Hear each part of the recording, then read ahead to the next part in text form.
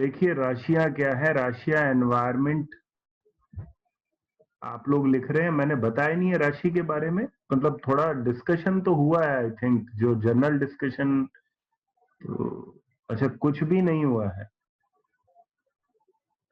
Okay okay okay, ठीक है ठीक है ठीक है ठीक है। तो मूवमेंट से बात करते हैं हम राशियों की।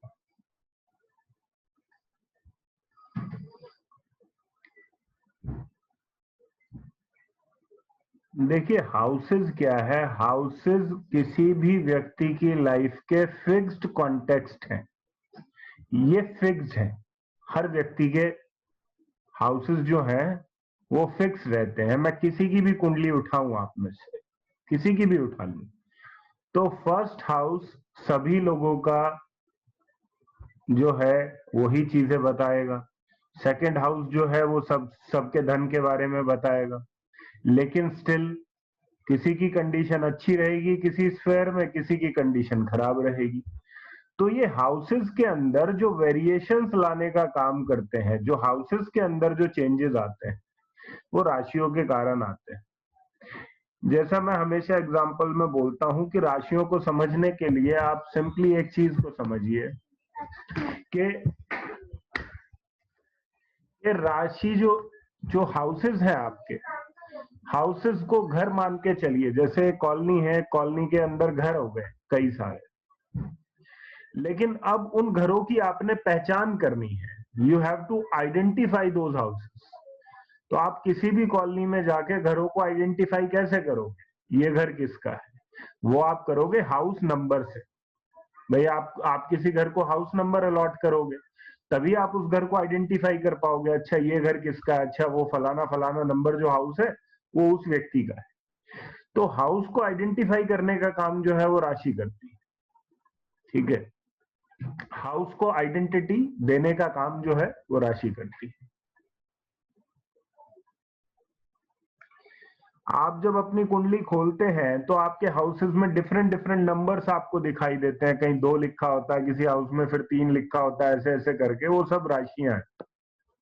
ठीक है, अब सबसे पहले हम मूवमेंट की बात करेंगे कि कौन सी राशियां हैं जो मूव करती हैं, जिनके अंदर मूवमेंट जो है वो आता है। वो राशियां हैं 1 4 7 10, 1 4 7 10, 1 4 7 एंड 10। 1 4 7 10 मेष राशि, कर्क राशि, तुला राशि और मकर राशि। ये क्या है, ये मूवेबल राशियां हैं, ये मूव करती हैं। इसके बाद में आती है फिक्स राशि। फिक्स राशि कौन सी है, 2 5 8 11, taurus, Leo, Scorpio and Aquarius. वृषभ, सिंह, वृश्चिक और कुंभ। ये चारों जो राशियां हैं ये फिक्स्ड है, ये हिलती नहीं है। मूवेबल और फिक्स से एक बात को समझ लीजिए, जैसे फिक्स्ड कोई चीज है, फिक्स्ड का अर्थ है कि कोई चीज स्थिर है, वो हिल नहीं रही। और मूवेबल का मतलब है कि कोई चीज है जो लगातार मूवमेंट कर रही है। ठीक है, तो स्थिर और मूवेबल को ऐसे समझना है। इसके बाद में एक और सेट आता है राशियों का जिसको हम बोलते हैं डुअल। डुअल, डुअल का मतलब होता है द्विस्वभाव। द्विस्वभाव का मतलब होता है डुअल नेचर, जिसका नेचर ही 2 तरीके का हो। मतलब कभी तो वो रुक रही है, कभी वो चल रही है, कभी चल रही है कभी रुक रही है। उनके अंदर डुअलिटी होती है एक तरह की। ये कौन सी राशियां हैं जो बच गई हैं, वो राशियां हैं 3 6 9 12, 3 6 9 and 12। These are the signs which are known as dual signs, जिनके अंदर डुअलिटी। यूज कैसे करेंगे इस चीज को, मूवेबल साइन को और फिक्स साइंस को यूज कैसे करेंगे। मूवेबल साइन जैसा कि हमने बताया कि मूवमेंट को दर्शाते हैं।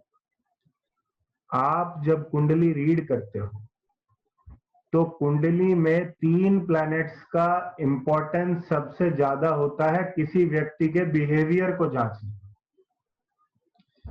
किसी व्यक्ति की जांच करनी है आपने, किसी व्यक्ति का एटीट्यूड आपने जानना है, तो वो आप 3 ग्रहों से जानेंगे। वो 3 ग्रह कौन कौन से, इनमें सबसे ज्यादा इंपॉर्टेंस किसकी होती है?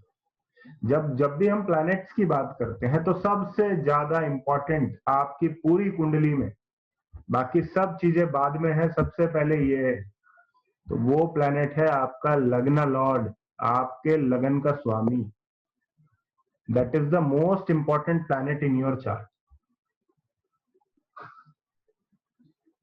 कई लोग बोलते हैं भाई 9th हाउस बहुत इंपॉर्टेंट है, इसलिए 9th लॉर्ड बहुत इंपॉर्टेंट हो जाता है। कई लोग बोलते हैं जी बुद्धि का बड़ा महत्व है जीवन में, 5th हाउस, तो 5th लॉर्ड बड़ा इंपॉर्टेंट हो जाता है। लेकिन बुद्धि और लक क्या करेगा जब हम ही नहीं रहेंगे?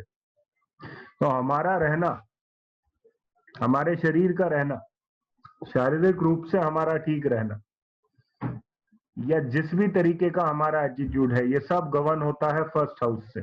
तो first Lord becomes the most important planet in your chart. उसके बाद में second most important planet is sun, सूर्य। सबसे पहला इंपॉर्टेंट कौन हुआ? लग्न लॉर्ड। सेकंड मोस्ट इंपॉर्टेंट कौन है? Sun. And third most important planet is moon. तीसरा है चंद्र। तो आपके पास ये ट्रिनिटी आ गई, ये 3 प्लैनेट्स आ गए आपके पास। ये सबसे इंपॉर्टेंट प्लैनेट है आपके भी और किसी और के भी जिसके चार्ट रीडिंग करने जा रहे हैं। ये और कुछ नहीं बताएंगे आपको, ये ज्यादा कुछ नहीं, ये उस व्यक्ति के चरित्र चित्रण के बारे में आपको बताएंगे। वो ये बताएंगे कि भाई ये व्यक्ति किस तरीके से सोचता है, कैसी इसकी सोच है, कैसा इसका दिमाग है, किस तरीके से चीजों को परसीव करता है। यहां पर लग्न लॉर्ड की इंपॉर्टेंस सबसे ज्यादा है। उसके बाद में सूर्य की इंपॉर्टेंस है। अरे क्या बात भाई, वॉइस मेरी ब्रेक हो रही है क्या? आप लोग बता दीजिए एक बार इसमें। ओके ओके ठीक है, चलिए। मूवेबल राशियों की बात की है इसलिए मूव करना पड़ेगा अपनी जगह से।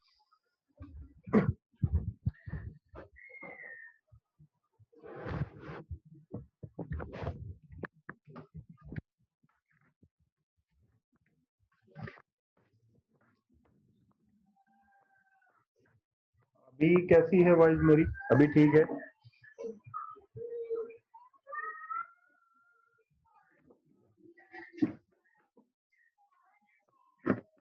ठीक है, तो हम 3 प्लैनेट्स की बात कर रहे थे। सबसे पहला प्लैनेट है लग्न लॉर्ड, देन सन, उसके बाद मून। लग्न लॉर्ड आप स्वयं हो, आप कुंडली में कहां पर हो ये लग्न लॉर्ड से स्टडी किया जाता है। आपकी अंतरात्मा कहां पर है ये सन से स्टडी किया जाता है, और आपका मन कहां पर है ये चंद्र से स्टडी किया जाता है। इसलिए इन 3 प्लैनेट्स की इंपॉर्टेंस सबसे ज्यादा होती है। अब मूवेबल फिक्स जो डुअल यहां पर क्या करते हैं? एक शब्द सुना होगा सभी लोगों ने कि ये व्यक्ति बड़ा अड़ियल स्वभाव का है। एक बार जो चीज उसके दिमाग में घुस गई वो निकलने वाली नहीं है। और एक व्यक्ति ऐसा है जो किसी भी चीज को लेट गो कर देता है, किसी भी चीज को आया गया कर देता है कि ठीक है कोई सिचुएशन आई तो चलो इस सिचुएशन को चलता कर देते हैं। और एक व्यक्ति ऐसा है जो एक सिचुएशन आई या आपने उसको कुछ कहा तो वो पकड़ के बैठ गया। अब यहां पर इस जगह पर जब हम ऐसी सिचुएशन की बात कर रहे हैं कि जहां लेट गो शब्द आता है, लेट गो कौन सा सेट ऑफ राशि करने देगा आपको? कौन सी सेट ऑफ राशि है जो आपको कहेंगी कि चलो यार पकड़ के नहीं बैठते। मूवेबल साइंस, मूवेबल साइंस जो है 1 4 7 10 ये व्यक्ति को मूव करवा देते हैं किसी एक पर्टिकुलर सिचुएशन से। बोलते हैं कि चलो ठीक है यार, यहां से मूव करते हैं दूसरे पे। फिक्स साइन का मतलब क्या है? फिक्स साइन का मतलब सीधा सीधा सा, वो तो स्थिर है, इस तरीके से स्थिर है। आपको बोलेगा नहीं भाई, इसने मेरे को ये चीज ऐसे बोली है या मेरे को इस तरीके से, तो मैं इसको छोड़ने वाला नहीं हूँ। वो एक चीज को पकड़ के बैठ जाएगा। अब यहाँ पर बात मूवेबल और फिक्स की सिर्फ यहीं पर खत्म नहीं होती। ये चीज डिसीजन मेकिंग के अंदर भी, आप अपने डिसीजन पर कितना फर्म रहते हैं, ये भी आपको मूवेबल और फिक्स से पता चल सकता है। फॉर एग्जाम्पल अगर हम मूवेबल साइन की बात करें, तो ये कहीं ना कहीं आपको चेंज होने के लिए मजबूर कर देगा। आपने प्रण लिया हुआ है, आपने किसी चीज की कोई कसम खाई हुई, कोई कमिटमेंट आपने किया हुआ है, लेकिन आपका लगन लॉर्ड कहाँ आ गया? मूवेबल साइन में आ गया। तो कहीं ना कहीं ये आपको आगे मूव करवा देगा। लेकिन आपने किसी चीज को कमिट किया कि मेरे को ऐसा करना ही करना है, और आपका लगन लॉर्ड आ गया कहां पर? फिक्स साइन के अंदर। तो मतलब आप स्थिर हैं, आप अपनी जगह पर स्थिर हैं, आप अपनी चीजों पर स्थिर हैं, फिक्स्ड है, आपकी डिटर्मिनेशन फिक्स्ड है। तो यहां पर हम ये कभी नहीं कहेंगे कि मूवेबल साइन अच्छे हैं कि फिक्स साइन अच्छे हैं। यहां पर मैटर करता है कि हम किस सिचुएशन में, किस कंटेक्स्ट में हम ये बात कर रहे हैं। मान लीजिए कोई स्पोर्ट्स का प्लेयर है, स्पेशली हम क्रिकेट बहुत खेलते हैं हम लोग, तो इंडिया में क्रिकेट खेला जाता है। अब क्रिकेट जैसे स्पोर्ट के अंदर खासकर उस व्यक्ति के लिए जो बैटिंग कर रहा है, आप क्या चाहेंगे कि लगन लॉर्ड जो है, लगन लॉर्ड जो है, या स्पेशली अगर हम मून की बात करें, क्योंकि गेम सारी कहाँ चल रही होती है, आप किसी भी गेम की बात करें, कोई भी गेम है, कोई भी थॉट प्रोसेस है, कहाँ चल रही होती है? आपके माइंड में चल रही है। वहां पर आप क्या चाहेंगे कि ये जो बैट्समैन है, इसका जो चंद्रमा है वो मूवेबल साइन में हो कि फिक्स साइन में हो? क्या सोचते हैं? कुछ थोड़ा तो अपना लॉजिक चाहिएगा यहाँ पर कि फिक्स्ड। अच्छा, फिक्स बोला आपने, ठीक है, फिक्स साइन में हो। ध्यान दीजिएगा, फिर मैं बोल रहा हूँ। ओके, ठीक है, चलिए, आप लोगों ने फिक्स बोला, मैं समझ सकता हूं आपने क्यों फिक्स बोला है। लेकिन यहां पर मूवेबल साइन में होगा चंद्रमा तो ज्यादा अच्छा है। क्यों? क्योंकि मूवेबल साइन में जिसका चंद्रमा होगा, वो किसी भी मूवमेंट पर, किसी भी क्षण पर अपने मन के अंदर कोई भी चेंजेस, कोई भी बदलाव कर ले। और बैटिंग क्या है? बैटिंग लास्ट मूवमेंट पर भी अपनी चीज को बदल देना। मतलब शॉट खेलने जा रहे थे इधर, खेल दिया इधर। ठीक है, तो मूवेबल साइन का मतलब ही, अर्थ ही ये होता है, अरे भाई ये शेयरिंग कौन कर रहा है प्लीज।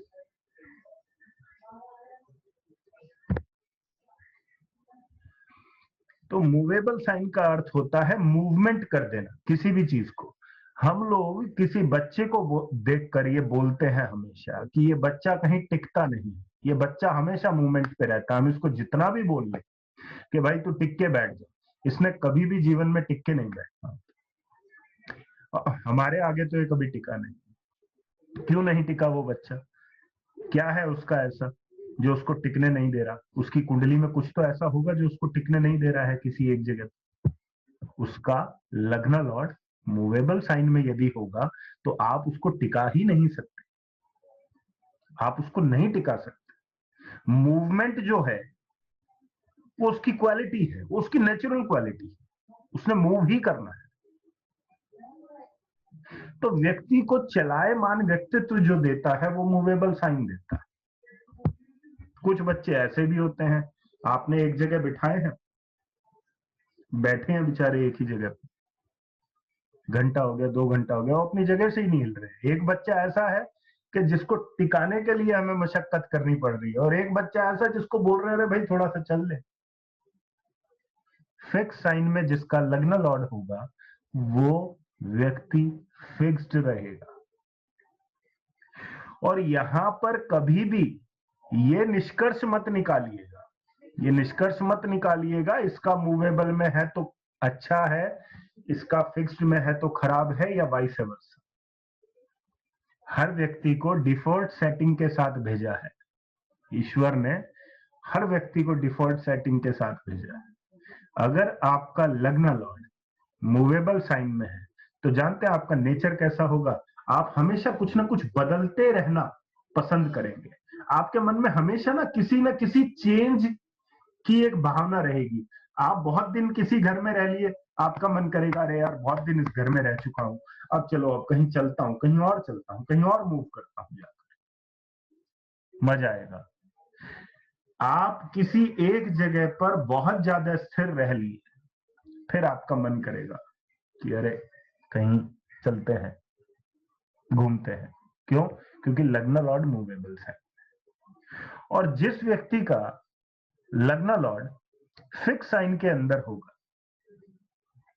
तो फिक्स साइन आपको हमेशा स्थिर रहने की तरफ आपका झुकाव करेगा।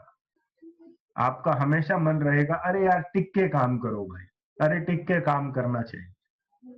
तो कभी भी ये प्रोसेस में अपने को नहीं आना है।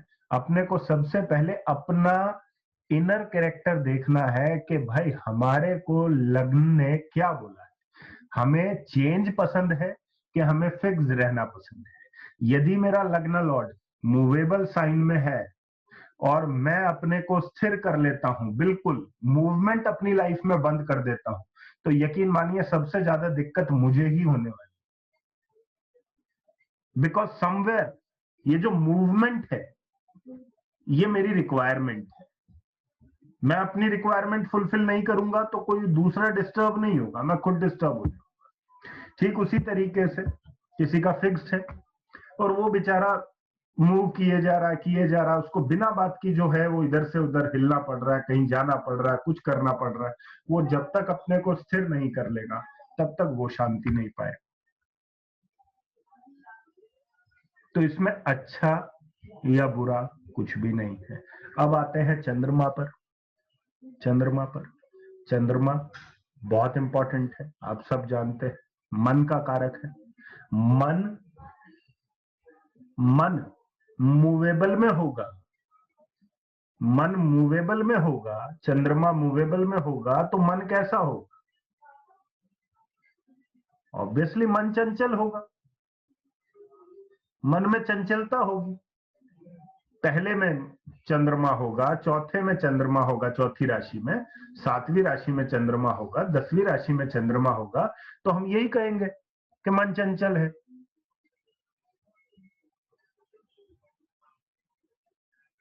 और यदि मन यानी कि चंद्रमा फिक्स साइन में हुआ, स्थिर राशि में हुआ, तो हम क्या बोलेंगे? हम कहेंगे कि मन में जो एक बार ठान ली, जो मन में एक बार सोच लिया, फिर दुनिया इधर की उधर हो जाए, ये मन की बात से अपने हिलने वाला नहीं है, ये उस पर अडिग रहेगा, ये उस पर अडिग रहेगा। दुनिया कुछ भी बोले, आपको कोई आके कितनी भी सलाह दे, लेकिन क्या करे, मन फिक्स साइन में आ गया ना, चंद्रमा फिक्स्ड में आ गया, समझ में नहीं आएगी बात। इतनी इंपॉर्टेंस है राशियों की।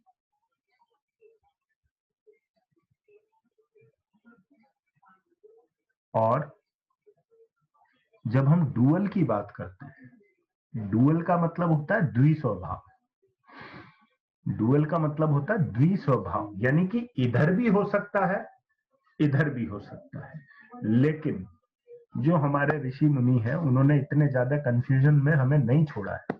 उन्होंने बहुत चीजें ऐसी दी हैं जिससे हम अपने कंफ्यूजन को दूर कर सके। क्योंकि अब जब डुअल साइन में कोई चीज आ गई तो वो हमें अब हमारे सामने कोई यदि व्यक्ति है तो हम उसकी इस तरीके से थोड़ी ना जो है उसके चार्ट का जो है एनालिसिस करेंगे, अरे यार ये तो कभी मूवेबल व्यक्ति की तरह काम करेगा, कभी ये फिक्स व्यक्ति की तरह काम करेगा। हमें तो कहीं ना कहीं एक निष्कर्ष पे आना ही पड़ेगा कि फाइनली ये बंदा मूवेबल है या फिक्स्ड है।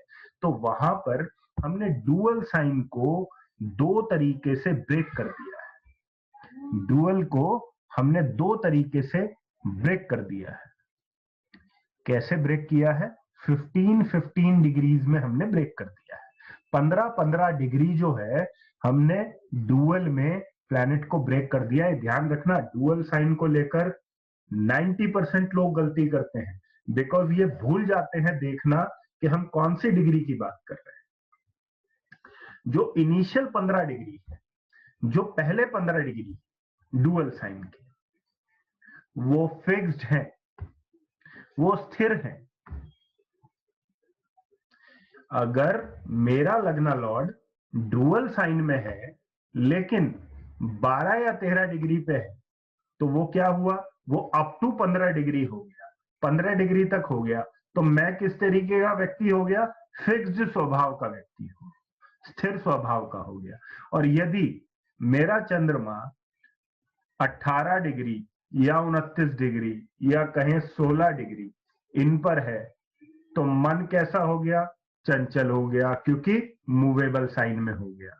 तो हमेशा डुअल साइन के पहले 15 degree they are fixed, the other 15 degree are movable. ये ध्यान में रखना है हमेशा, इसको कभी भी नहीं छोड़ना। तो ये हो गया लग्न का, मून का, सन का प्रभाव किसी व्यक्ति के ऊपर के किस तरीके से रहता है। तो वो हम कैसे देखते हैं।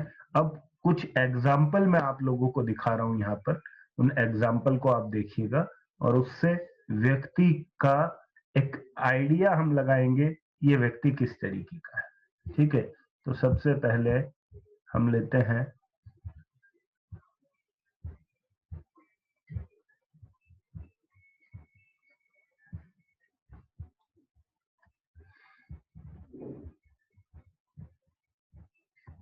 देखिए, ये लग्न, फिक्स्ड और डुअल क्या है, ये आपको बंदे को टैकल करने में आपकी बहुत हेल्प करेंगे। आपको यदि व्यक्ति की कुंडली पता चल जाएगी तो आप ये समझ जाओगे कि इस आदमी के साथ मैंने डील किस तरीके से करना है। क्योंकि गलती से किसी का लग्न लॉर्ड फिक्स साइन में है, चंद्रमा फिक्स साइन में है, और आप पता है क्या कोशिश कर रहे हो? आप कोशिश कर रहे हो मैं इसको कन्विंस कर लूं, अरे आप ऐसे करो, आप ऐसे करो। आप कुछ नहीं कर रहे, आप अपना समय खराब कर रहे हैं, क्योंकि फाइनली व्यक्ति ने जो अपने डिसीजन बना लिए हैं, जिन चीजों पे वो स्थिर हो गया है, वो उनको करेगा ही करेगा, चाहे दुनिया इधर की इधर हो। ठीक है, तो यहाँ पर हम एक ऐसे ही अड़ियल आदमी का चार्ट ले रहे हैं। आप सब लोग ये बंदे को जानते भी होंगे, नाम भी इसका सुना होगा। ये देखिए, ठीक है, तो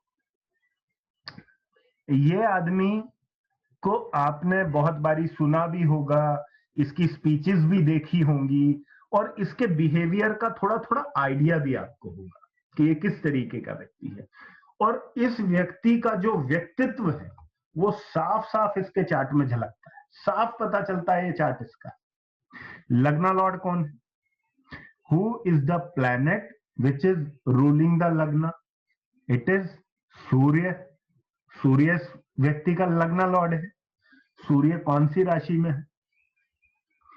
वृषभ राशि में। किस तरीके का आदमी है? आप सोचते हैं कि आपसे अगर इस व्यक्ति की कोई टसल हो गई तो ये उसको भूल जाएगा या लेट गो कर देगा या मूव ऑन कर देगा? नहीं, ये दिमाग में रखने वाला है, इसके फिक्स हो जाएगा वो थॉट, अच्छा इसने ऐसे किया था। चलो, लग्ना लॉर्ड तो हमें दिख गया, फिक्स साइन में है। फिर देखते हैं कि इसका मन किस तरीके का है। इसके मन में जो चीज बैठ गई वो हिल सकती है या वो स्थिर रहेगी? वो बिल्कुल फिक्स रहेगी। मन के अंदर का जो थॉट है that is very much fixed. Lagna lord fixed, moon fixed, sun fixed. ठीक है, इस आदमी को समझाना भैंस के आगे बीन बजाने के बराबर है। ठीक है, ये पार्ट रिकॉर्डिंग में से काट के भेजूंगा।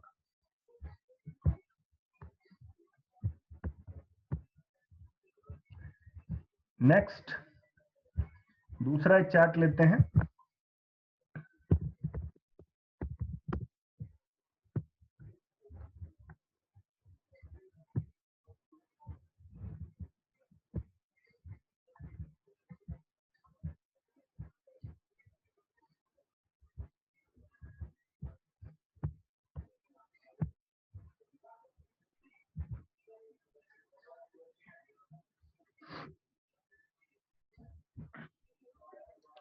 लग्ना लॉर्ड, लग्ना लॉर्ड फिक्स्ड है। मून जो है फिक्स्ड है। सन जो है वो डुअल है। तो डुअल में हम देख सकते हैं कितने डिग्री का है। ये हॉरोस्कोप जो है ये है हमारे प्राइम मिनिस्टर मोदी जी का, और इनके हॉरोस्कोप में भी आप देख सकते हैं कि लग्ना लॉर्ड और चंद्रमा की पोजीशन क्या है। लग्ना लॉर्ड भी फिक्स्ड है, चंद्रमा भी फिक्स्ड है। मतलब जो डिसीजन हो गया वो हो गया। उसके प्रोज क्या है, उसके कॉन्स क्या है, वो बाद की बात है, लेकिन वो डिसीजन जो है वो बन गया, वो हो गया एक बार। अब वो मूव नहीं हो सकता, अब बदला नहीं जा सकता, क्योंकि बदलाव कौन कर पाएगा? बदलाव वो चीज करवा पाएगी जो उसको मूव कर सके। मूव करवाने का काम किसका? मूवेबल राशि का। मूवेबल राशि है नहीं, तो होगा क्या? व्यक्ति स्थिर हो जाएगा। ठीक है, ये डिफरेंस ऐड करती हैं आपकी जो राशियां हैं। ठीक है, और यहाँ पर मेरे ख्याल अगर हम सन को भी देखें तो देखिए, सन जो है वो यहाँ पे 0 डिग्री 35 मिनट, तो 0 डिग्री 35 मिनट डुअल साइन के अंदर है। तो किस तरीके का हो गया? फिक्स्ड हो गया। Sun fixed, moon fixed, lagna lord fixed. Same in case of Donald Trump, sun fixed, lagna lord fixed, moon fixed. ये वो लीडर हैं जो अच्छा कर रहे हैं बुरा कर रहे हैं वो अलग बात है, हम उस डिबेट में नहीं जाएंगे कौन किसको पसंद कर रहा है किसको नहीं, लेकिन इनके बिहेवियर का हमें बहुत अच्छे से आइडिया है। मतलब कि आप सोच के जा रहे हो कि अरे मेरे को इनसे मिलने जाना है, मैं बड़ा अच्छे से बटरिंग करूं, ये करूं वो करूं, ताकि ये बंदा थोड़ा सा अपनी बात से इधर हो जाए उधर हो जाए, तो आप अपना समय खराब कर रहे हैं। इन्होंने जो सोचा हुआ है, जो इनके माइंड में सेट वो सेट है, आप उसको बदल नहीं सकते, कैन नॉट चेंज।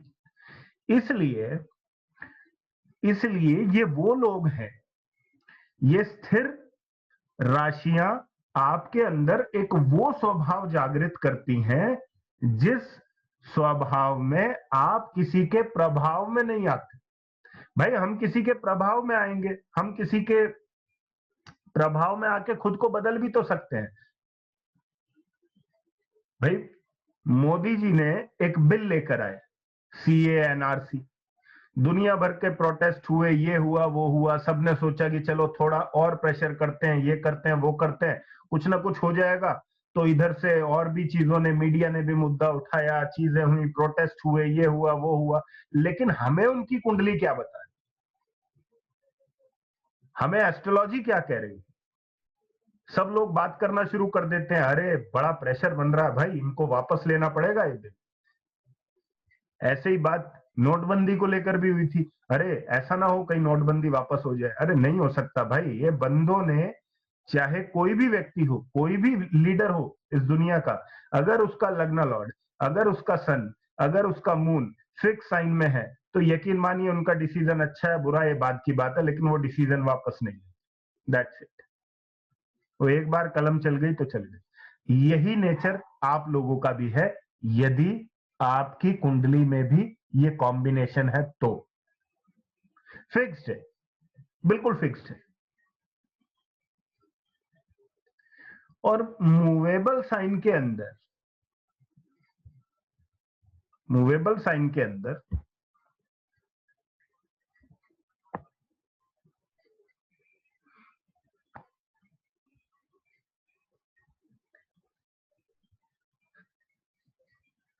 हमेशा व्यक्ति सिचुएशन के हिसाब से खुद को बदल लेता है।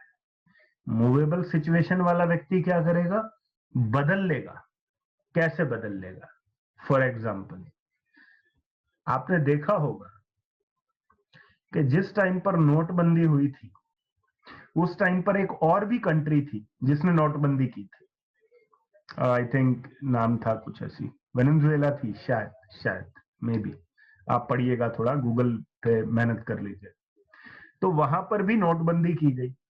नोटबंदी की, उसके बाद में वहां पे प्रोटेस्ट होने स्टार्ट हो गए।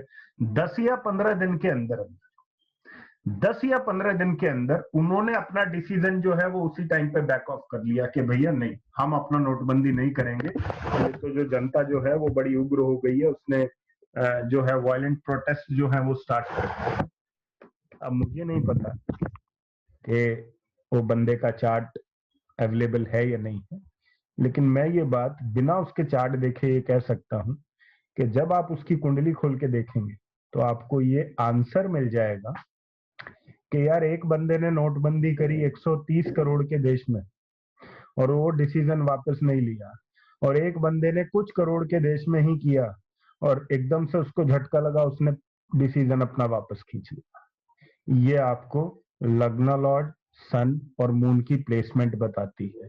That is the importance of राशि in fixed, movable and dual.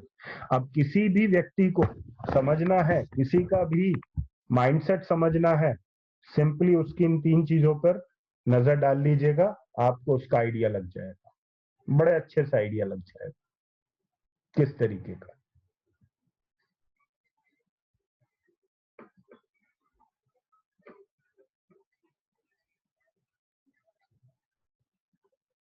कई दफा हम किसी व्यक्ति को जो बाहर से बहुत जिद्दी दिख रहा है, आपने देखा होगा कई लोग होते हैं बाहर से बड़े जिद्दी दिखते हैं, लेकिन जरा सा उनके पास जाओ, उनसे उनसे बात करो, उनको समझाओ, वो एकदम मान जाते हैं। एकदम बाहर से इतने जिद्दी, आपको लगेगा अरे राक्षस प्रवृत्ति का आदमी है। पास गए, बैठे, बात किया, वो एकदम से बेचारे अपनी बात से हट गए, चलो ठीक है कर लो, आप इसे कर लो। और कुछ लोग होंगे बड़े शांत स्वभाव के होंगे, बड़े शांति प्रिय आपको दिखाई देंगे, आपको लगेगा भाई कि अगर शांति की बात करनी है तो इस आदमी की बात करो। लेकिन उनके लग्न लॉर्ड फिक्स साइन में बैठ गए, चंद्रमा फिक्स साइन में बैठ गया, सन फिक्स साइन में बैठ गया। यकीन मानिए बाहर से शांति प्रिय दिख रहे हैं आपको, बाहर से जिद्दी नहीं है, लेकिन अंदर से ये इतने धूर्त हैं कि इन्होंने अपने मन में ठान रखा है कि चाहे कोई मर जाए, चाहे कोई गिर जाए, हमें अपनी बात से बदलना नहीं है।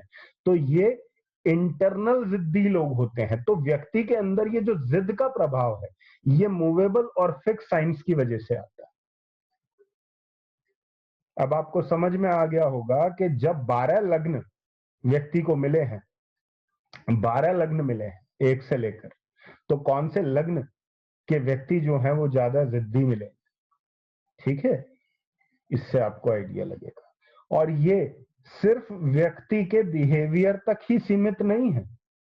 जब आप प्रोफेशन की बात करते हैं, जब आप रेजिडेंस की बात करते हैं, वहां पर भी ये चीजें जो हैं वो पिक्चर में आती है।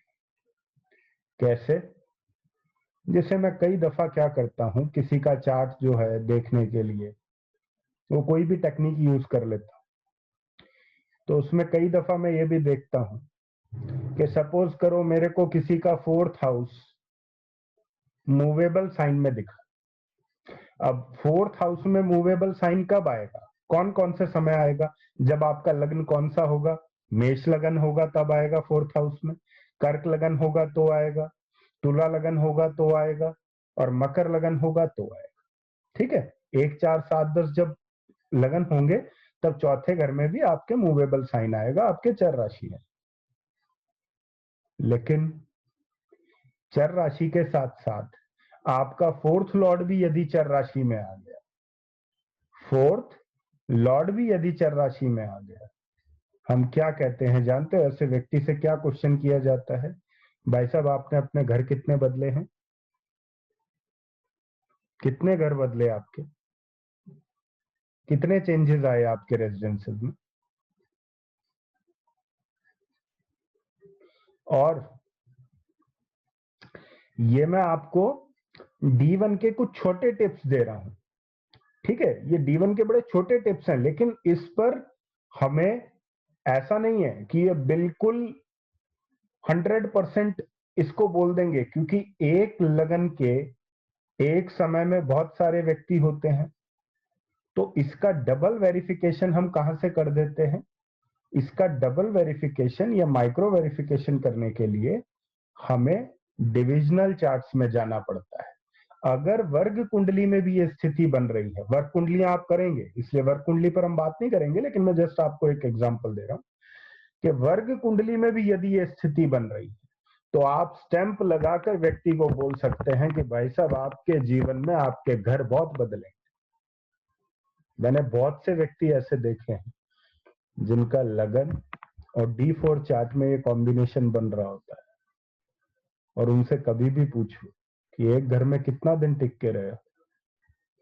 कह रहे बोले कभी आज तक तो वैसे टिके नहीं, जो लास्ट वाला घर था सोचा चलो अब थोड़ा स्थिरता का समय आ गया, 4-5 साल हो गए हैं तो अब शायद नहीं बदलना पड़ेगा, तो बड़े अच्छे से घर बनाया, पूरा तैयार किया, उसमें सारा फर्नीचर सब सेट किया, इंटीरियर करवाया, ये वो। 1.5 साल हुआ घर बनाते बनाते, जिस दिन घर कंप्लीट हुआ, जिस दिन घर का पूजन करवाए, 1.5-2 महीने बाद फिर वहां से चल दिए, चलो भाई आगे चलो। ये राशियां करती, ये चीज घर नहीं करते। घरों से कुछ नहीं होगा, वो घर 7वें में है तो मूव हो रहा है जी, 8वें में है तो मूव हो रहा है। कौन से साइन के अंदर आपका प्लैनेट है वो आपको बताएगा ये सब चीज, ठीक है जी? तो ये मूवमेंट की बात है, इसको चार्ट्स पर अब लगाना है और समझने की कोशिश करनी है क्या है। इसी तरीके से, सेम इसी तरीके से अगर किसी का 10th हाउस मूवेबल साइन में है और 10th लॉर्ड मूवेबल साइन में है, क्या बोलेंगे उसको? ये बोलेंगे कि या तो प्रोफेशन के अंदर मूवमेंट रही है, मतलब किसी ऐसे प्रोफेशन में रहा है जिसका ट्रेवलिंग एक पार्ट हो सकती है, या ये भी हो सकता है इस व्यक्ति ने प्रोफेशन ही बहुत सारे बदले हो, प्रोफेशनल चेंजेस बहुत रहे हो। लेकिन इस बात को भी आप डबल वेरीफाई कहां से करेंगे? लग्ना चार्ट के साथ साथ कहां से वेरीफाई करेंगे? D10 चार्ट के साथ, दशांशा कुंडली के साथ, ठीक है? तो इसी तरीके से आपने मूवेबल, फिक्स्ड और डुअल का विचार करना है, ठीक है? अब ये जितनी भी राशियां हैं, ये जितनी भी राशियां हैं, इनका अपना एक स्वभाव है। कोई राशियां प्रैक्टिकल अप्रोच को दर्शाती हैं, कुछ राशियां आपके इंटेलेक्चुअल अप्रोच को दिखाती हैं, कुछ राशियां आपके इमोशनल अप्रोच को दिखाती हैं। तो सब राशियों की जो अप्रोच है वो अलग है, सब राशियों का जो माइंडसेट है जो वो देती हैं व्यक्ति को वो अलग है। अब यहां पर हम एलिमेंट्स की बात करते हैं, और जब एलिमेंट की बात करते हैं तो सबसे पहले आता है आपका फायर एलिमेंट, अग्नि तत्व। अग्नि तत्व की जो राशियां हैं, अग्नि तत्व की जो राशियां हैं वो है 1 5 9,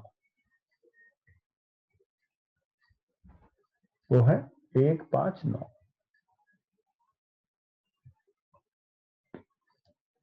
उसके बाद में आता है आपका पृथ्वी तत्व, अर्थ एलिमेंट।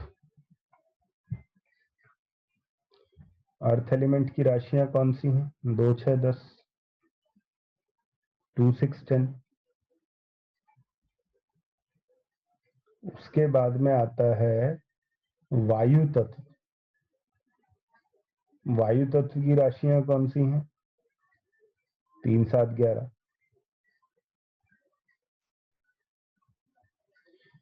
और उसके बाद में आता है आपका वाटर एलिमेंट। वाटर एलिमेंट कौन से हैं? 4, 8, 12, 4, 8, 12। यहां पर ये जो 1, 5, 9 है, ये अग्नि है। अग्नि का काम क्या होता है? क्या शब्द क्या यूज करते हैं जब कभी बोलते हैं यार फायर? फायर, फायर क्या है? फायर है एक्शन, फायर है अथॉरिटी। Action and authority.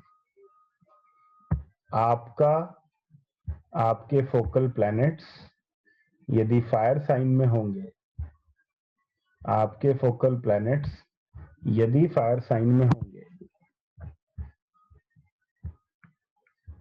तो फायर साइन में होने के कारण आप एक्शन ओरिएंटेड होंगे और अथॉरिटेटिव एटीट्यूड होगा आपका। अथॉरिटेटिव एटीट्यूड का मतलब होता है मेरी चलेगी। जब भी हम बात करते हैं अथॉरिटी की, तो अथॉरिटी का मतलब होता है वर्चस्व, अधिकार। भाई मेरी चलेगी, मेरा डंडा चलेगा, that is my authority. Focal planet आपने क्वेश्चन किया, फोकल प्लैनेट का मतलब होता है हम 3 प्लैनेट्स की बात करते हैं। अब ये हमारे फोकल प्लैनेट है, सन, मून एंड लग्ना लॉर्ड।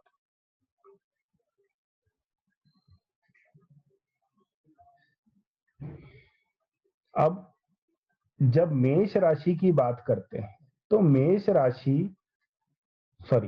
राशि पे आगे, मतलब जब हम फायर साइंस की बात करते हैं तो फायर साइंस का मतलब होता है एक्शन एंड अथॉरिटी। ये इन दोनों चीजों को प्रमोट करते हैं। जब हम 2, 6, 10 की बात करते हैं, 2, 6, 10 की बात करते हैं, तो 2, 6, 10 के अंदर कौन सा एलिमेंट आ जाता है? Earth element. ये व्यक्ति को प्रैक्टिकल नेचर्ड बनाती। यहाँ पे हम राशियों से नेचर जान रहे हैं व्यक्ति की, कि नेचर किस तरीके की।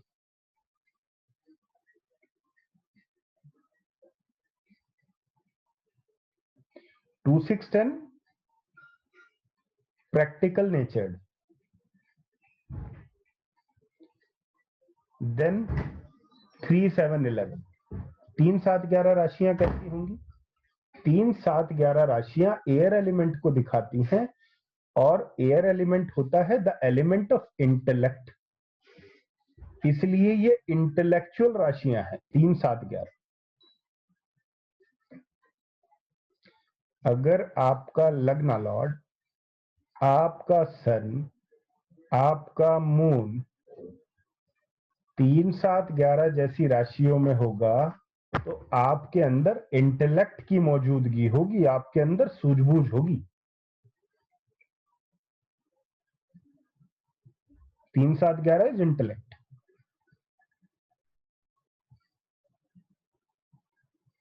Then comes 4, 8, 12, 4, 8 and 12। ये कौन सा एलिमेंट है? ये वाटर एलिमेंट। वाटर के अंदर क्या होता है? वाटर के अंदर सेंसिटिविटी होती है। वाटर इज सेंसिटिव, सबसे अनोखा तत्व है। और ये राशियां, सबसे अलग प्रभाव है इन राशियों का। 4, 8, 12 वाटर, ये सेंसिटिव है और इमोशनल है। ये सेंसिटिव है और इमोशनल है।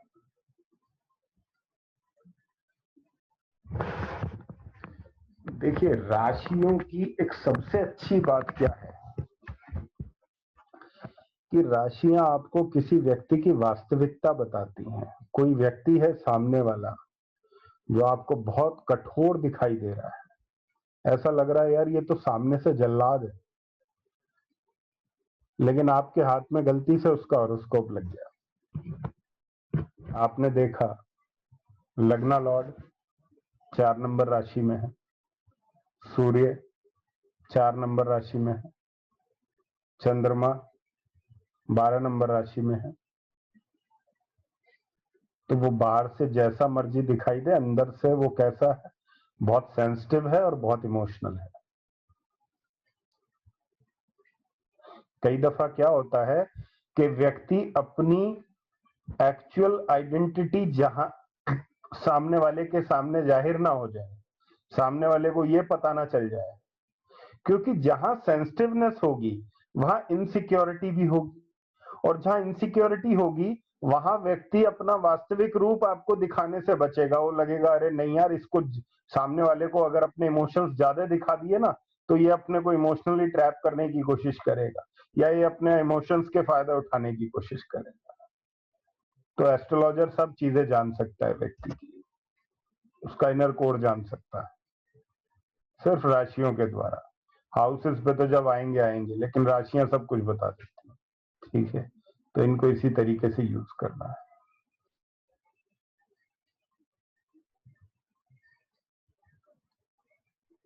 आपने पूछा कि 2 फोकल प्लैनेट जो है मूवेबल में है, वन जो है फिक्स्ड में है, तो मैं उस पर आप लोगों को बता चुका हूं। आप इंपॉर्टेंस देखिए, सबसे ज्यादा इंपॉर्टेंस लग्ना लॉर्ड की है, देन मून की है, देन सन की है। ठीक है, कई कई चीजों में सन की इंपॉर्टेंस हम सेकंड लेके चलते हैं, लेकिन नॉर्मली व्यक्ति के बिहेवियर को देखें तो उसके मन का भी अपना एक प्रभाव होता है। और थोड़ा क्या है कि चंद्र जो है वो फास्टर मूविंग प्लैनेट है, वैसे भी अपनी जो राशि है वो बहुत जल्दी बदल लेता है। लगना तो सबसे फास्ट है, लेकिन चंद्र उससे ज्यादा फास्ट, सॉरी कम स्लो, और उससे ज्यादा फिर स्लो जो है वो आपका सूर्य है। ठीक है, तो इसलिए हम इसी बेसिस पर इनको लेकर चलेंगे, तो वहां से आप देख सकते हैं। आपने पूछा व्हाट इफ मिक्स्ड या मिक्स्ड, आपने, मुझे लग रहा है आप मिक्स्ड पूछ रहे होगे ना। हाँ जी, तो मिक्स केस के अंदर भी मैं फिर वही चीज बोलूंगा कि सबसे ज्यादा इंपॉर्टेंस आपके लग्ना लॉर्ड की। लग्ना Lord is the most important, उसके बाद में फिर बाकी 2 का नंबर आता है। ठीक है, चलिए, तो ये जो है ये व्यक्ति के बिहेवियर को बताते हैं भाई, कौन प्रैक्टिकल नेचर्ड है, कौन सेंसिटिव है, कौन इमोशनल है, किस तरीके का। चंद्रमा यदि किसी का 4, 8, 12 में हुआ, 4, 8, 12 में हुआ, आप में से किसी का भी 4, 8, 12 में हुआ चंद्रमा, और मैंने उसकी कुंडली देख रखी और मेरे को उससे डिस्कशन करना है, और मैं उसका कुंडली रीडिंग करने जा रहा हूं, यकीन मानिए मैं बहुत सोच समझ के उससे बात करूंगा। क्यों? क्योंकि मेरे को पता है कितना सेंसिटिव है, इसको कौन सी बात लग जाएगी। पता चला कोई बात लग गई, आंखों से आंसू निकल रहे हैं, नहीं भी निकल रहे तो मन को तो चुभ ही गई बात। 4, 8, 12 सेंसिटिविटी इतनी ज्यादा है, क्या करें। अगर कोई 2, 6, 10 लिए बैठा है तो उससे बिल्कुल कट टू कट बात करेंगे, जो बिल्कुल प्रैक्टिकल है। हाँ भाई ठीक है, ये इसके फायदे, ये इसके प्रोज है, ये इसके कॉन्स है। और जब हम 3, 7, 11 से बात कर रहे हैं तो बहुत सोच समझ कर बात करनी पड़ेगी, बुद्धि लगाकर बात करनी पड़ेगी, हवाई बातें नहीं चलेंगी। वहां पे इंटेलेक्ट लगाना पड़ेगा। और जब आप बात कर रहे हो 1, 5, 9 से, जब आप बात कर रहे हो 1, 5, 9 से,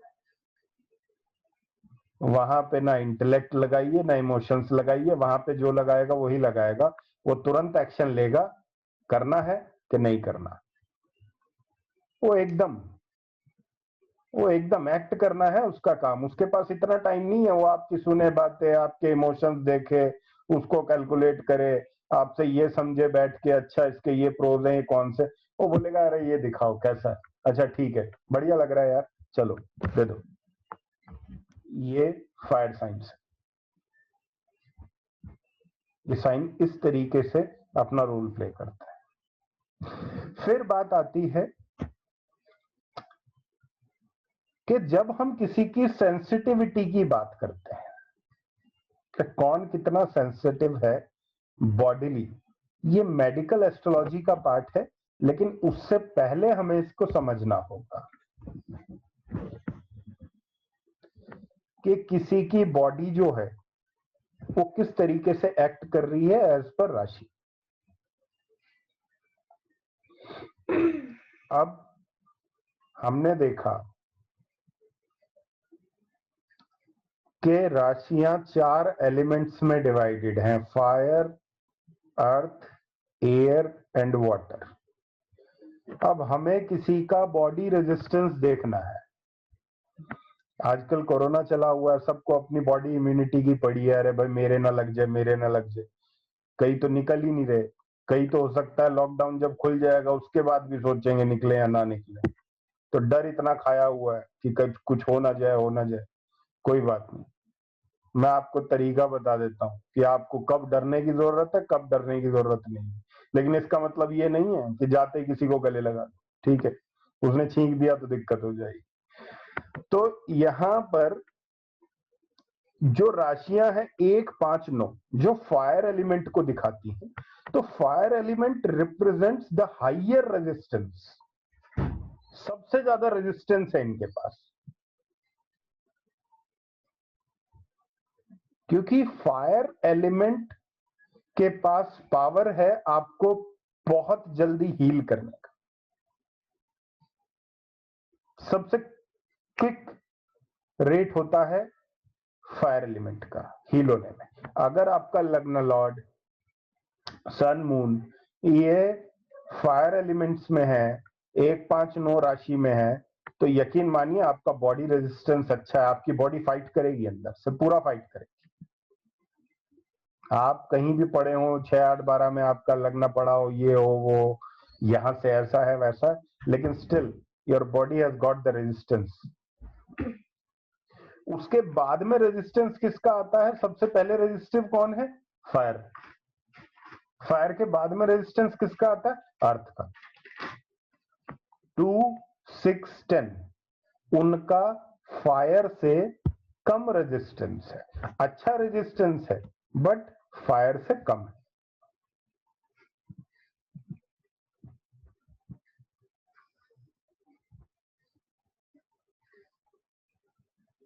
जिनका 3, 7, 11 है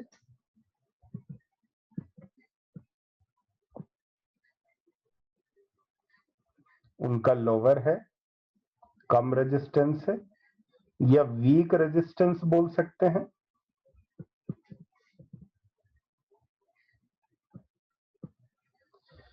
और जिनके फोकल प्लैनेट 4, 8, 12 में है, पता चला शॉप पे गए, ब्रेड का पैकेट खरीदा, घर आए, कोरोना हो गया। वीकेस्ट रेजिस्टेंस, सबसे कम रेजिस्टेंस 4, 8, 12 का होता है। आपने कई लोगों का देखा होगा कि कई लोगों की स्किन कैसी होती है कि हल्का सा आपने वहां पे कुछ काटा या हल्का सा आपने वहां पे पिंच किया तो वो पूरी वहां पे रेडनेस हो गई। तो मतलब ये चीज क्या बता रही है कि भाई बॉडी कितना सेंसिटिव है। ये सेंसिटिविटी आपको देते हैं साइंस कौन से? 4, 8, 12। उससे ज्यादा रेजिस्टिविटी किसकी? 3, 7, 11।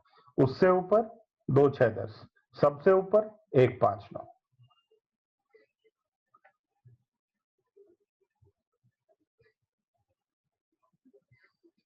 अब आप सब कैलकुलेट कीजिएगा अपनी अपनी रेजिस्टिविटी, ठीक।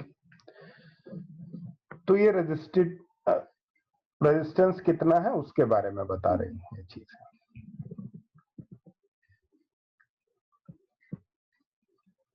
अब हम राशियों की डिस्क्रिप्शन लेते हैं कि मेष से लेकर मीन राशि तक क्या चीज काम करती है। अभी तक आपने सबने लिखा है, अब लिखना बंद कर दीजिए। आपके पास वीडियो रहेगी, आराम से सुनिएगा इसे 1 घंटे में।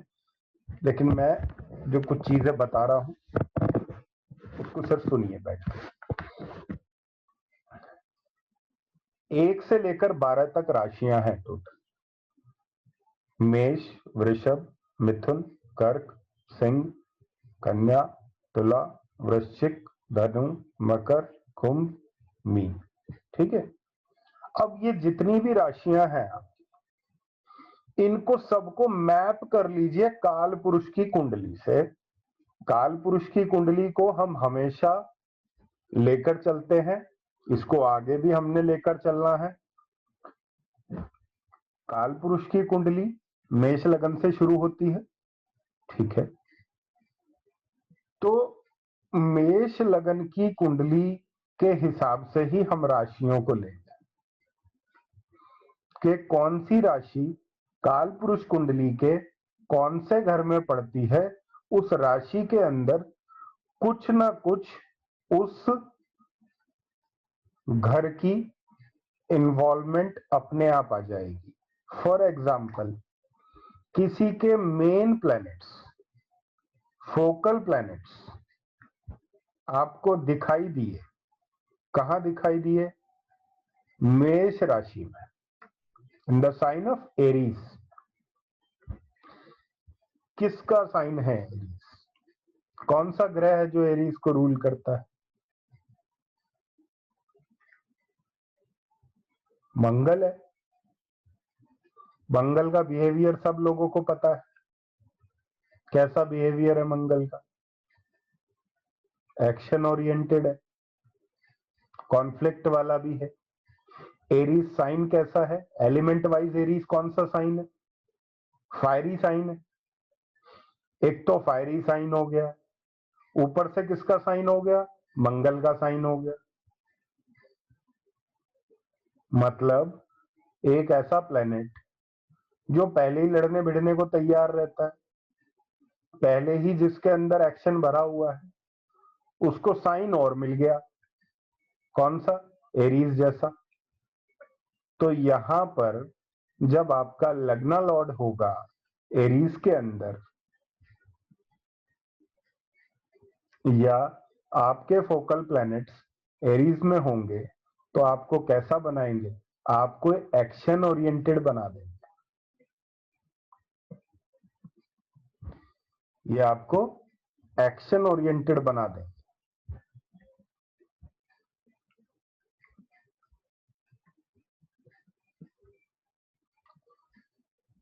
और एक्शन ओरिएंटेड बनाने के साथ साथ आपके अंदर ये एग्रेशन भी डालेंगे। एग्रेशन भी आएगा। एग्रेशन किसी हाउस से नहीं आता, ध्यान रखिएगा। कई लोग बोलते हैं अच्छा इसका लग्न लॉर्ड तीसरे घर में चला गया, ये तो एग्रेसिव है। क्या बेवकूफी भरी बात है भाई, हाउस ने एग्रेशन थोड़ी देना है, हाउस ने तो एक्टिविटी करवानी। ध्यान रखना, ये दो शब्द ही हाउसेज और राशियों को अलग कर देते हैं। हाउस एक्टिविटी करवाता है, राशियां किस एनवायरमेंट में वो एक्टिविटी होगी, किस वातावरण में वो एक्टिविटी होगी, प्लैनेट किस कॉस्ट्यूम को पहन के वो एक्टिविटी करेगा, कौन सी ड्रेस धारण करके वो एक्टिविटी करेगा, ये आपको राशियों से पता चलेगा। किसी का मंगल 10th हाउस में हमने देखा, तो हम सब ने एक बात सब लोगों ने जॉइंटली बोली कि भाई ये अपनी एनर्जी, ये अपना एक्शन अपने वर्क प्लेस पे लगाएगा। इसके कॉन्फ्लिक्ट भी हो सकते हैं अपने वर्क प्लेस, क्योंकि मंगल इन सब चीजों का कारक है। लेकिन हमारे पास 12 कुंडलियां आ गई। 12 कुंडलियों में मंगल तो 10वें घर का है, लेकिन हर कुंडली के अंदर राशि अलग है। किसी में वो मेष में बैठा, किसी में वृषभ में बैठा, किसी में जेमिनी में बैठा है। आप क्या कहेंगे? यहां पर फ्लेवर को चेंज करेगी राशि। तो यदि किसी का मंगल एरीज साइन में बैठा होगा, वो वर्क प्लेस पे बड़ा एग्रेसिव होगा, बड़ा एक्शन ओरिएंटेड होगा। तो एरीज साइन के अंदर जब प्लैनेट्स होते हैं, ये आपको एक्टिव बनाते हैं, एग्रेसिव बनाते हैं, और आपको इंडिपेंडेंट भी बनाते हैं। इंडिपेंडेंट आत्मनिर्भर। डिपेंडेंसी को हम क्या बोलते हैं? निर्भरता। तो डिपेंडेंसी मतलब कि किसी पर निर्भर हो गए, इंडिपेंडेंट मतलब हम आत्मनिर्भर हैं। आपका लग्न लॉर्ड, आपका सन, आपका मून यदि एरीज साइन में है तो आप एक्टिव भी होंगे, इंपल्सिव या एग्रेसिव भी होंगे, और आपका एक इंडिपेंडेंट स्वभाव भी होगा।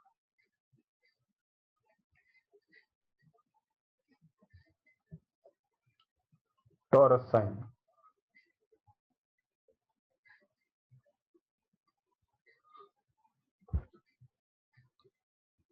टॉरस साइन कहां पड़ता है काल पुरुष की कुंडली में?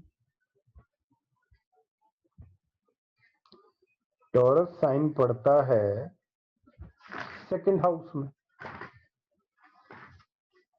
सेकंड हाउस किस चीज का है? फाइनेंस का है। राशि कैसी है? स्थिर राशि है। एलिमेंट कौन सा है? अर्थ एलिमेंट है। मैंने लिखने की मना की थी, सब लोग लिखते जा रहे हैं। फिक्स्ड साइन जो है उसमें 2, 5, 8, 11 आता है। दूसरी राशि जो है वो कालपुरुष कुंडली के दूसरे घर में पड़ती है। दूसरा घर फाइनेंस का है, तो फाइनेंस से लेना देना है टॉरस का। इसलिए जब आपके फोकल प्लैनेट्स टॉरस राशि में होंगे, ये आपको प्रैक्टिकल बनाएंगे, ये आपको प्रोडक्टिव बनाएंगे, बट ये आपको डिपेंडेबल भी बनाएंगे। एरीज राशि आपको क्या बना रही थी? वो आपको इंडिपेंडेंट बना रही थी। यहां पे आपको क्या बना रही है? डिपेंडेबल बना रही है। Here you are becoming dependable। यहां पर हमने ये डिपेंडेंसी शब्द क्यों यूज किया? क्योंकि एक चीज ध्यान रखिएगा, जब हम राशियों की बात करते हैं तो राशियों में राशियों का कैटेगराइजेशन मेल और फीमेल साइंस के आधार पर भी होता है कि कौन सी राशियां आपकी मेल है, कौन सी आपकी फीमेल है। जितने भी आपके ओड साइंस हैं वो सब आपके मेल हैं, और जितने भी आपके इवन साइन हैं वो सब आपके फीमेल हैं। तो ओड साइन क्या होते हैं? ओड साइन के अंदर यानी कि मेल साइन के अंदर एक इंडिपेंडेंट नेचर्ड साइन होते हैं, और फीमेल साइन जितने भी हैं उनके अंदर डिपेंडेंसी होती है। अब आपके जब फोकल प्लैनेट्स टॉरस साइन जैसे में होंगे तो ये आपकी डिपेंडेंसी दिखाएंगे। अब डिपेंडेंसी का अर्थ क्या होता है? आपने कुछ लोग देखे होंगे, जो कुछ भी काम करने चलेंगे उन्हें किसी ना किसी का साथ चाहिए। अरे यार चलना साथ में, ये करते हैं। अरे यार चलो ना साथ में, ये काम करना है। मतलब क्या है कि उनको नीड है किसी ना किसी चीज की, उनको चाहिए भाई कोई ना कोई उनके साथ में रहे। अब डिपेंडेंसी कई तरह की होती है, आप समझते होंगे। कई लोग इमोशनली जो है वो डिपेंडेंट रहते हैं, मतलब खुद उनका मन इतना स्वस्थ नहीं है, उन्हें कोई ना कोई चाहिए जो उनको इमोशनली सपोर्ट करता रहे।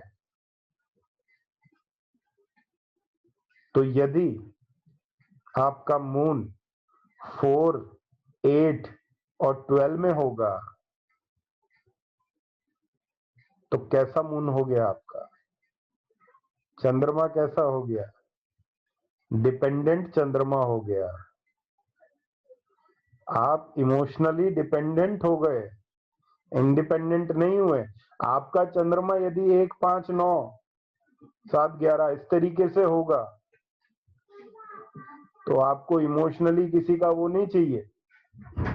लेकिन 2, 4, 6, 8, 10, 12 का है तो कहीं ना कहीं आप किसी का सपोर्ट मांगो इमोशनली। तो टॉरस राशि जो है ये प्रैक्टिकल नेचर्ड है, डिपेंडेबल है, प्रोडक्टिव है और फाइनेंस ओरिएंटेड। फाइनेंस की बात ज्यादा करती है, एक्युमुलेशंस की बात ज्यादा करती है। तेरे पास कितना है कितना नहीं, मेरे पास कितना है कितना नहीं। फाइनेंस बड़ा रोल प्ले करता है भाई लाइफ में। पैसा है तो सब कुछ है, पैसा नहीं तो कुछ भी नहीं। फाइनेंशियल सिक्योरिटी की बात करता है। तो कहीं ना कहीं टॉरस राशि जो है उसका ये काम,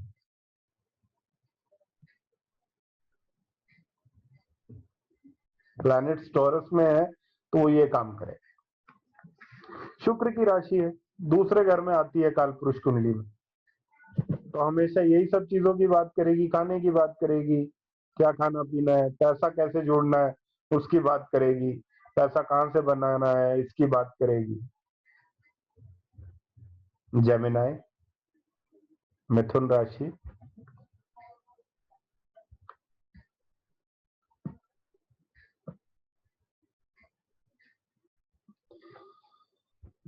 तीसरे घर में पड़ती है मिथुन।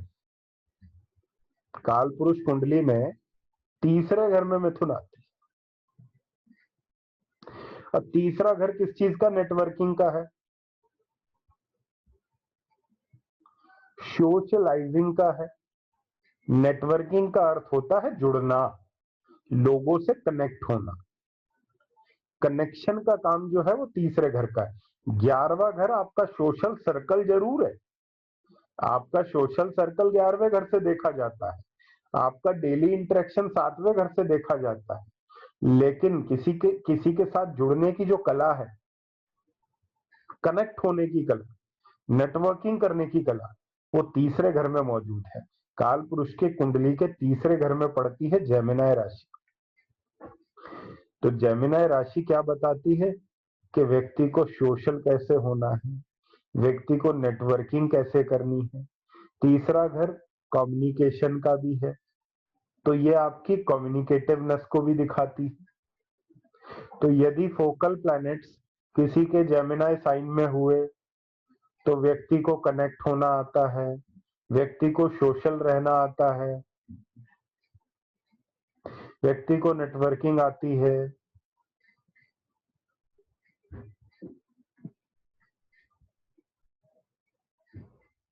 और क्योंकि ये एयर एलिमेंट है, और एयर एलिमेंट के लिए मैंने बताया आप सब लोगों को कि इंटेलेक्ट को भी दिखाते हैं एयर एलिमेंट, तो यहाँ पे इंटेलेक्चुअल भी बनाती है ये। और जेमिनाई साइन जो है ये मरकरी का भी है, और ये खुद में कौन सा साइन है। जब हम मूवमेंट की बात करते हैं तो आपने पढ़े थे मूवेबल, फिक्स्ड और डुअल। जेमिनाई साइन कौन सा है, डुअल है।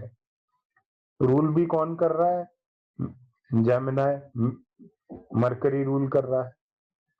अब कितनी बड़ी दुविधा है, मरकरी खुद भी डुअल, राशि भी डुअल, तो यहाँ पर अदला बदली करवाती रहती है राशि। तो जब कोई चीज आपको टिक के नहीं बैठने दे रही, कभी आप टिक रहे हो, कभी आप फिर मूव करना शुरू कर दिए, तो यही आपका जब चलता रहेगा तो आपके अंदर एक रेस्टलेसनेस आ जाएगी। तो किसी भी व्यक्ति की लाइफ को रेस्टलेस बनाने का काम करती है मिथुन राशि। रेस्टलेसनेस को हम एक नाम दे सकते हैं, एक शब्द दे सकते हैं, बेचैनी। बेचैन हम बोलते थे पहले, यार ये तो बेचैन आत्मा है, घूमता रहता है। आत्मा तो सभी है, लेकिन जो बेचैनी में दिखता था उसको ज्यादा बोलते थे कि भाई ये बेचैन आत्मा है। जब आपके फोकल प्लैनेट्स जेमिनाई साइन में होंगे तो ये आपको बेचैन आत्मा बना दे। ठीक है, ये जेमिनाई साइन करता है।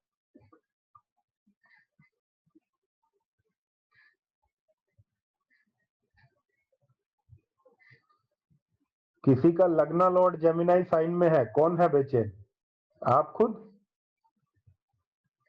किसी का फोर्थ लॉर्ड जेमिनाई साइन में है, कौन है बेचैन, माता। किसी का 9th लॉर्ड जेमिनाई साइन में है, कौन है बेचैन, पिता। किसको आता है सोशल होना? पिता को। किसकी नेटवर्किंग अच्छी है? पिता की। हमें अपनी कुंडली से सिर्फ अपना प्रिडिक्शन नहीं करना है, भाई बहन का, माँ का, पिता का, मामा का, नाना का, पड़ोसी का, जिस मर्जी का करिए, कॉन्सेप्ट वही है। हाउस देखना है, हाउस लॉर्ड देखना है।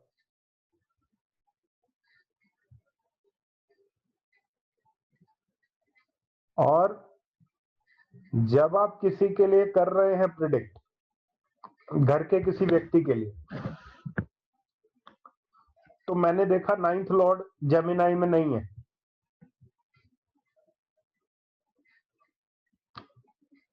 चोपड़ा जी, पड़ोसी का हाउस पूछ रहे हैं आप? पड़ोसी का हाउस है 3rd हाउस।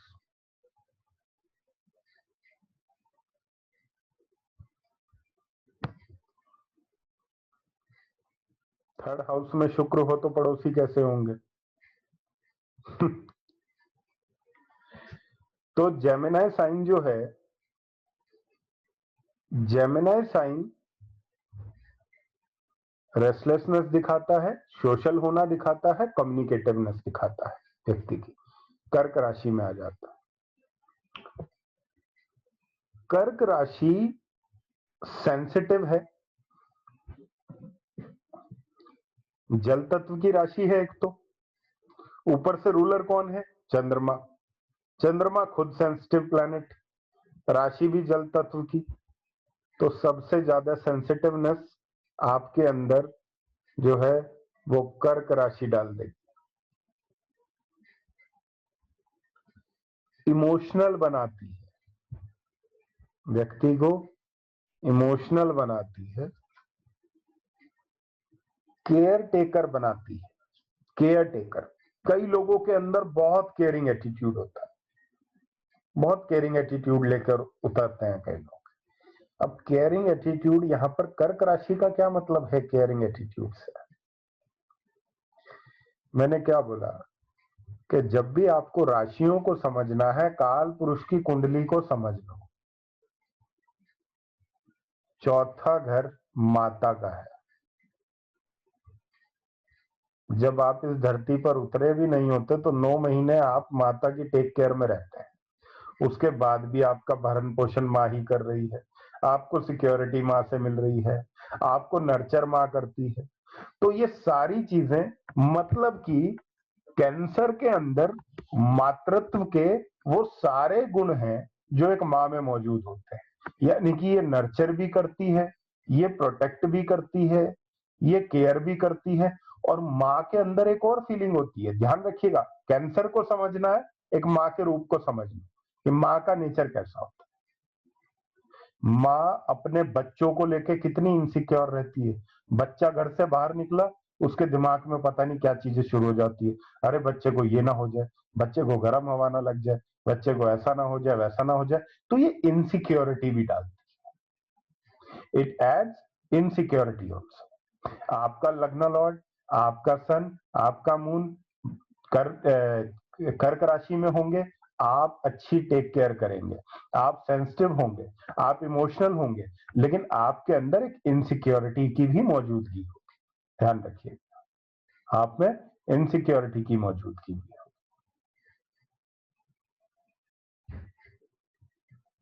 और सबसे इंपॉर्टेंट पार्ट, कर्क राशि का सबसे इंपॉर्टेंट पार्ट, इंट्यूटिवनेस। इंट्यूटिवनेस एक शब्द बोलते हैं, पूर्वाभास। पूर्वाभास मतलब किसी भी चीज का पूर्वाभास होने का मतलब क्या है? कि कोई चीज इंट्यूटिव है व्यक्ति के अंदर।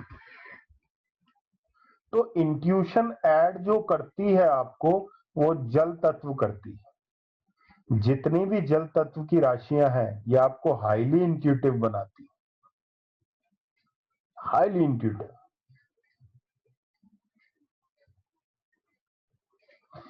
मैं एक दिन कई सारे इन्वेंटर्स के चार्ट खोज रहा था जिन्होंने कुछ ना कुछ इन्वेंट किया है।